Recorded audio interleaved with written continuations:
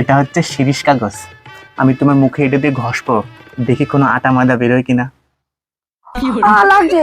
হ্যাঁ, তার মানে আমার বউ সঠিক সঠিক মাল বিয়ে করেছে। আমি দেখি এবার একটু হাতে। লাগছে কি? আমি জিতে গেছি, ফ্রেশ বউ বিয়ে করেছি। আসো বউ, আমরা এখন শুরু করি। এই দাঁড়া 1 মিনিট, তুই ফেরেস কিনা এবার দেখো, তোর ফোন দে।